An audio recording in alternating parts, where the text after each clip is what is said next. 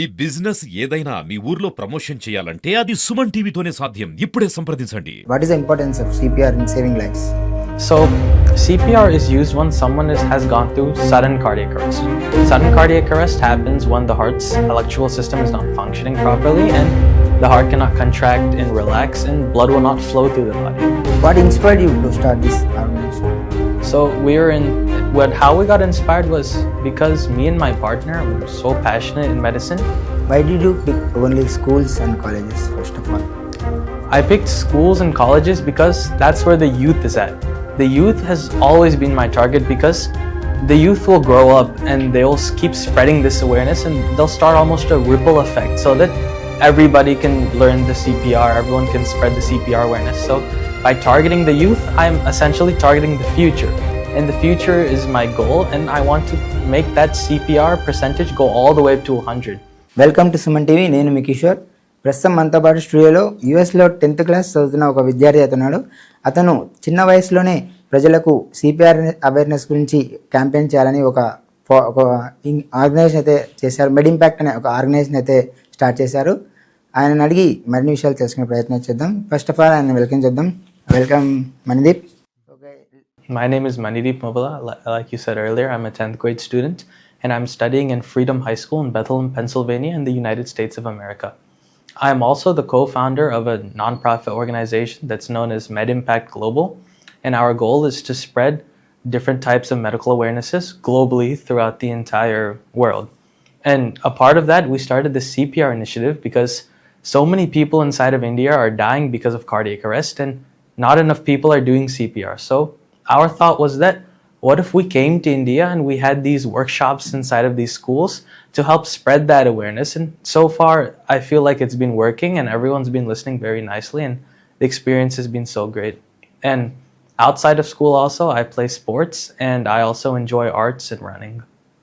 What inspired you to start this organization? So how we got inspired was because me and my partner were so passionate in medicine. We attended a medical conference that was called the National Congress of Future Physicians and Medical Scientists. It was where famous doctors and famous scientists, some were even Nobel Prize winners, they spoke about their experience in medicine and dealing with it, and they gave us some inspiration. So one of the people there, how she inspired us was, she was a pediatrician from Penn State University, and outside of her work, she would educate and certify students in CPR. And one of her students, after one of her classes, she came home and she was having dinner with her father. And her father suddenly collapsed of cardiac arrest. And she immediately acted and did CPR on her father. And if she didn't do that at that moment, her father would have died in minutes because of how drastic cardiac arrest can affect you. And she was able to keep doing the CPR until the emergency services arrived and they further helped her father. And later, her father was able to attend her graduation ceremony. But it happened and he was able to recover so quickly because she kept doing the CPR until emergency services arrived. So that part really inspired me because I really felt connected to it. And I thought, I also want to inspire and motivate youth students like they did at that conference. So that's what really gave me this idea to come to India and inspire and educate them on how to do the CPR. Why did you pick only schools and colleges first of all? I picked schools and colleges because that's where the youth is at. The youth has always been my target because the youth will grow up and they'll keep spreading this awareness and they'll start almost a ripple effect so that everybody can learn the CPR, everyone can spread the CPR awareness. So by targeting the youth, I'm essentially targeting the future. And the future is my goal and I want to make that CPR percentage go all the way up to 100. Rather than the low amounts of CPR that's happening right now. Okay. Can you please explain the way of CPR and what is the importance of CPR in saving lives? So CPR is used when someone has gone through sudden cardiac arrest. Sudden cardiac arrest happens when the heart's electrical system is not functioning properly and the heart cannot contract and relax and blood will not flow through the body. So what CPR does is there's two main components, chest compressions and rescue breaths. So when you're doing chest compressions, you assist the heart in pumping that blood through the body so that the person can stay alive and use it for their body's processes. And the rescue breaths are also used to give additional oxygen. So by doing the CPR, you can keep this person's blood flowing through their body until the emergency services can arrive and do their additional support. So by doing CPR, it doubles or triples the person's chances of surviving from the cardiac arrest. So it's super useful inside of saving this person's life. So how should one know that this person needs a CPR? So there's certain signs that the person may show when they've gone through cardiac arrest, apart from obviously collapsing and falling on the floor. So the best way to check is to place your hand on the carotid artery and check for a pulse. It doesn't have to be this artery. You can check on the hand or maybe their heartbeat or any other way. But if they are having the pulse through their body, that means blood is flowing through the body. But in our scenario, blood is not going to be flowing through the body. So that means the heart's not working properly and it needs assistance in helping that blood pump through the body. That's where CPR comes into play and it helps with that. How do you make the sessions engaging and impactful for students? So first, I like to gauge what is my audience. If they're young children, I like to incorporate jokes and some kinds of humor into my presentation. But if they're older students, I like to try to connect with them. I like to engage with them. If I'm at maybe pharmacy college, I like to say you're also helping people save lives by administering the medicine in some way. And I want to connect with them so that they understand what I'm talking about. And at least from my experience, what I've seen is the more I connect with them, the more they learn from my presentation and the more engaged they are. And that's what I'm looking towards as my goal. Share some memorable experiences from your campaign. Actually, just today, there was a teacher. He was a PE teacher inside of one of the schools that I went to. And he talked about how because of an electrical wire, while he was doing the laundry, he suddenly collapsed of cardiac arrest. And his aunt, who was a nurse, she was able to do CPR and keep him alive until the emergency services came. This was a perfect example, and it struck me as a really good example of what I'm doing and what I'm trying to promote. Because of something dangerous that happened to him, he fell into cardiac arrest. Someone did CPR and kept him alive. This is perfect. This is exactly what I want to promote to these people so that they can also do this, that they can also keep people alive. And he was so happy that I was promoting the CPR too because it was what kept him alive at the moment. And I was so glad to have met him and also be able to share this now. Less than the gratification that you will feel after saving this person's life. I've seen it firsthand how people have saved their life and the smile on their face afterwards. It's the pleasure you get is far greater than any disgust you'll ever get. The CPR is a manual thing. You should not, there is no need to donate anything. You should spend a quality time. How will you motivate your students, wherever you're explaining? How do you motivate that? So, like you said, that CPR is not donating blood and CPR is not giving up an organ. You're not giving up much of yourself or sacrificing much, but rather you are just giving your time, like the precious time that you have to save that person's life. You're giving it and you're helping them and saving their life through such a simple technique. And you're going to gain much more than you're losing from doing CPR. So that's why I'd like to talk about stuff like that and promote it in that way. CPR is a simple technique that can help save someone's life without having much sacrifice. Okay, can you tell me about your non-profit organization and about its mission? So MedImpact Global is a 501c3 certified nonprofit that was founded by me and 2 other people that I know closely. And our main goal is to spread medical awareness globally. It's kind of in our name. And we've seen that people are dying from diseases like sepsis, cardiac arrest, diabetes, and it's happening because they don't know what it is and how to treat it. So our goal is to assist these people by spreading this awareness. We don't help them by treating this disease, but we want to promote them to get the disease treated itself. So we come here on campaigns, we do workshops, and we plan on adding other initiatives to further help our impact into helping these people get treated. Okay, Manideep, what leadership qualities have you developed through this initiative? So before coming here, I've always had stage fright and some anxiety from public speaking. I may sometimes stutter or I feel that people are not listening at me or they're going to be judging me. But after coming here and speaking so strongly and speaking without any fear of being judged, I was able to develop those communication skills and that public speaking skill that now that I can confidently stand in front of a crowd and spread the message that I desire. So I definitely developed some communication skills, and I've also further developed empathy skills, as because I've also been able to react to how the people are reacting to my presentation, and afterwards I've also been able to speak with people and how they thanked me. It made me so happy that I was doing this, and it really increased the amount of empathy I have towards people. Okay, how did you overcome your stage fear? What is the role of your parents in overcoming the stage fear? So my parents, at least my mom who came with me to assist me with this, she always pushed me to speak to people more, to engage the crowd, and I always made my presentation stronger as I moved forward. So over time I developed that skill in talking to people more. So I would pull children from the crowd and I would make them do CPR themselves, and if they had any doubts or any concerns, I can now easily clear those concerns and I can gauge the crowd and audience much better. So your parents are motivating you from your childhood? Yes, ever since I was a little boy, my mom has always pushed me to do the right thing and try to help people. And from those ideals she gave me, I feel like that I've inherited them now personally, and I feel like I'm pushing myself to want to help more people too. Okay, Manideep, how do you balance this life, your studies and this awareness camp? How do you balance your lifestyle? What I like to do is, during the school year, I want to mainly focus on school because it is my top priority.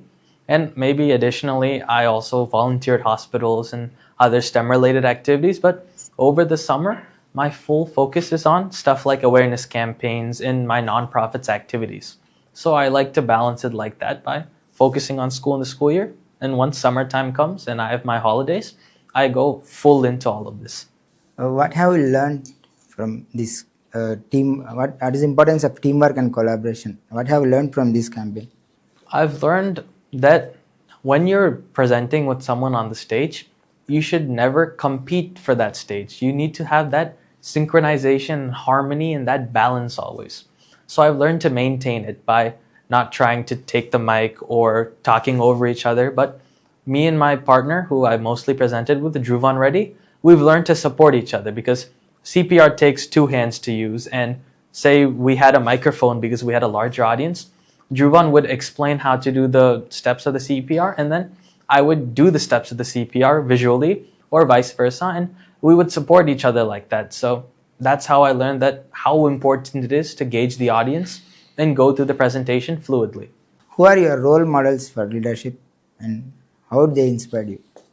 One of the prominent figures in my life and one of my greatest role models is my father.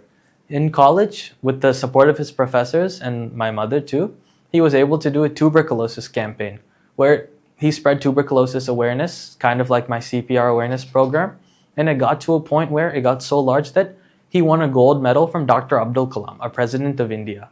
And that's what I want to strive to be. I want to get my presentation skills and I want to get my awareness campaign to a level like that. And I strive to be someone like my father. Okay, Manideep, where do you see your CPR awareness camp in next 5 years? What my goal is from the campaign and what I want to see in 5 years is CPR to be incorporated more into schools program and hopefully a mandatory part of their graduation.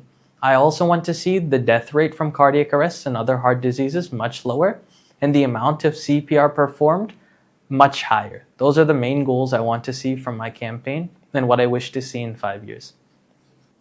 Okay, are you planning to expand your this campaign, awareness campaign, beyond schools in other regions or other countries? I want to definitely expand it further into other countries like the Middle East, Europe, Africa, and I want to keep going and expanding it in certain areas where there isn't sanitation or they lack awareness, and any places that I can help them. So I definitely want to expand it further and more globally. Okay, not only this CPR awareness campaigns or anything, what are your personal lifestyle? Do you play any sports? Yeah, I throw discus inside of my high school as a part of my track and field club. How do you find the time for all these games or for studying or for these awareness campaigns? What I try to do is I like to almost keep a schedule, not a strict schedule saying school today, studying then, but almost like a schedule as to time is allocated for school, this is personal time, and then this is time for extracurricular activities. And I found that by doing so and keeping good breaks in between, that my brain can stay focused and engaged in my activities, and I don't get too much stress from it too.